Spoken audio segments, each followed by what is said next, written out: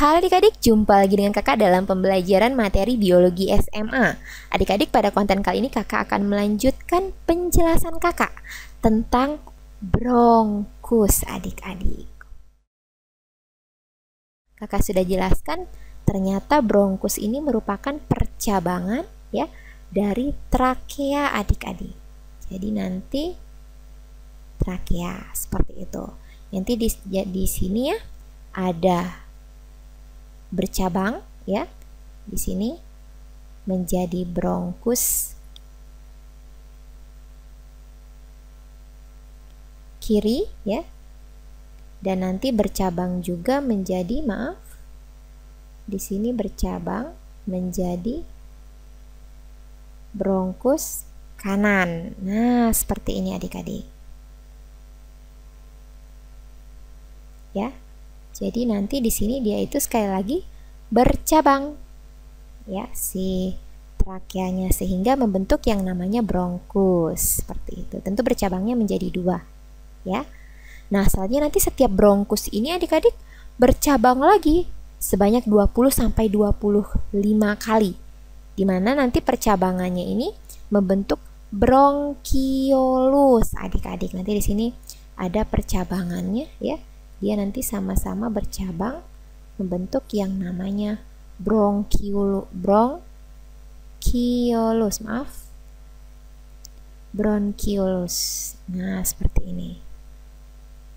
Sama di sini juga bronkiolus.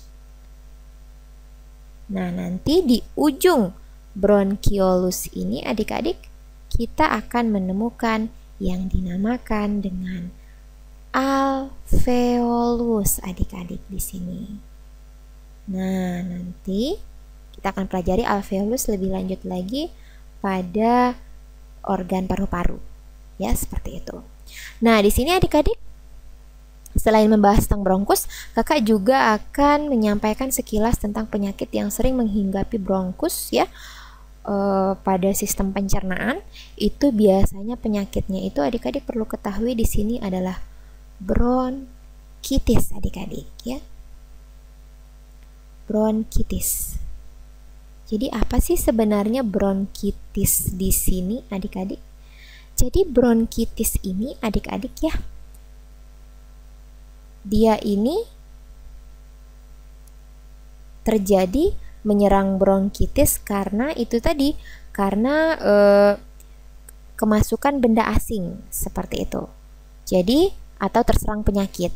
Biasanya yang lebih rentan terkena bronkitis adalah bronkus kanan adik-adik. Mengapa? Karena ya posisi bronkus kanan itu lebih vertikal dari trakea. Lebih vertikal di sini maksudnya apa? Jadi di sini lebih vertikal ya letak dari bronkus kanan.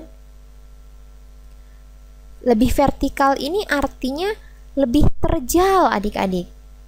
Ya.